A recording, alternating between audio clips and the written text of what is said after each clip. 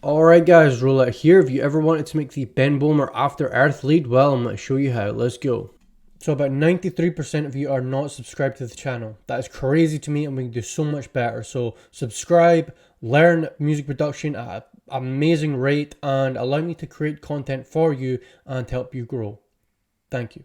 Alright guys, so here we are inside Diva and we're going to start off with the initial patch here. So we're going to go to templates, going to dupe 6 here, which is what we have, and it sounds alright, but that's not what we're going for. So we will play the MIDI as well here, and turn both these off and just listen to what we have.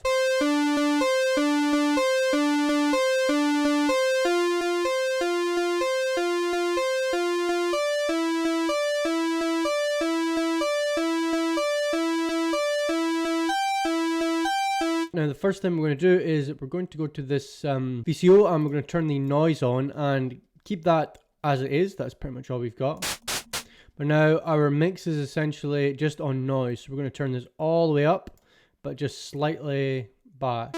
So we have this wave here, our second oscillator, and a little bit of the noise coming through. We're also going to bring the sustain up here slightly, and the decay bit. Next, we're going to bring this cutoff down to about, well, 0 basically. And then we're going to open up this envelope 2 here.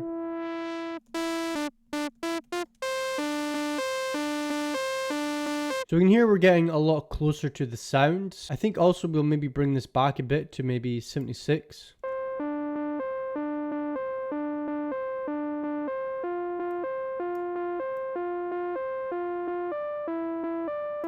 And the decay sounds good around about 58 there. Now, the main kind of thing with this sound is we're using the modifications and trimmers. Now, I know this may seem very intimidating because it's, you know, a lot of buttons and a lot of things going on here, but just bear with me and we'll go through it step by step. So this is the mix of the noise and the dual VCO. We need to automate this in a way, and we're going to be using this voice map. So if we play Diva, well, notice that each of these is going to notes in kind of different sections of the track,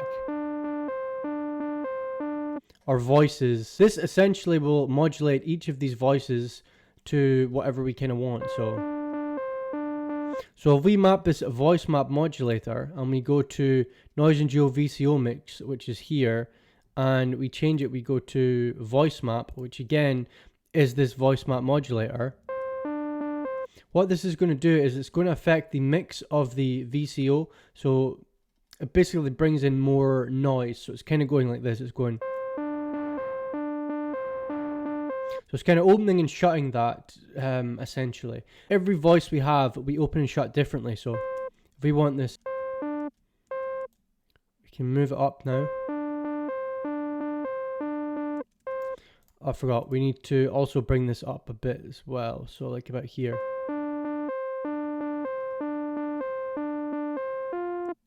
And we'll go back here and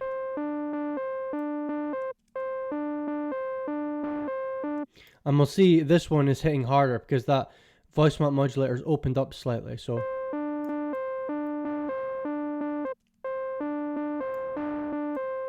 let's maybe have this one hit a little bit quieter, this one quieter, and this one a bit more. This one a bit quieter, this one a bit more, this one mega, and then this one kind of here.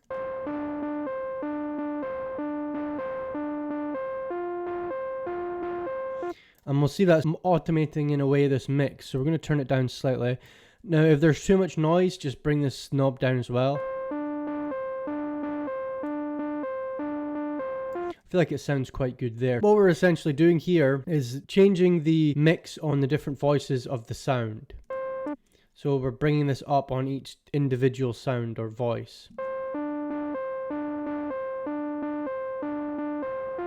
And again, we achieved that by simply going here, going to our modifications, and mapping this knob to the noise and dual VCO mix here. So that's the hardest part of this done and over with. So maybe go back and go over that section if you're struggling with it. I completely understand. But we're also going to, I think in the originally sort of automates this cutoff here, or basically changes it very slightly. So if we turn this up, these different voices are going to have variance in how they open the cutoff and shut the cutoff. So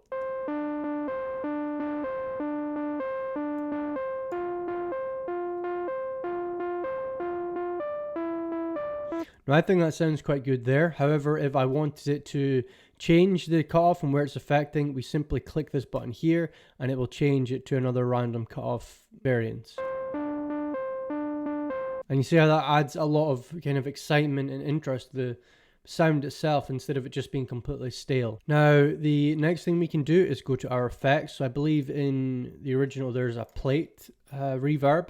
Obviously the wet, it's quite an organic sound, so we don't want it to sound overly wet. So all we're going to do here is add this plate effect and turn this down.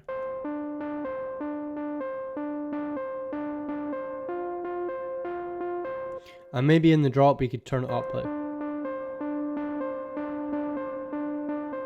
But just for the sound itself, we're going to bring it down to about here.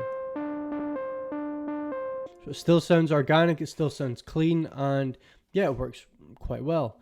Now, the next thing we have got is be very careful doing this. Don't add loads of this. Don't kind of overdo it, because you can very quickly and very easily overdo it. The FM oscillator 1, so there's a lot of grit to the sound, which is essentially playing with this oscillator. So all we really want to do is bring this up slightly, like just the smallest bit, because if we put it up, you're going to hear what it sounds like. Starts to sound horrible. So we only want a little bit of this.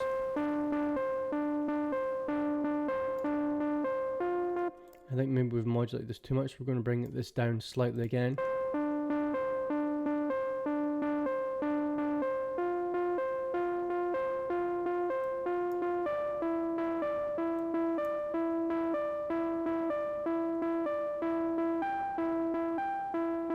Again, you can play about with this envelope too to open and shut the sound itself a bit, you know, add more frequencies.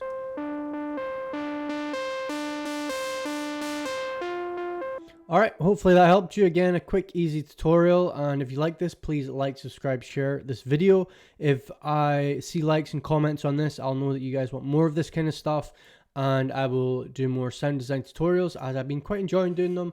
Learning about synths, learning about the design of sounds has been, yeah, kind of breath of fresh air for me. So if you want me to keep doing these and they're helping and you like them, please let me know by like, subscribe, sharing, and commenting. But regardless of that, I have a new EP coming out called the Verdant EP.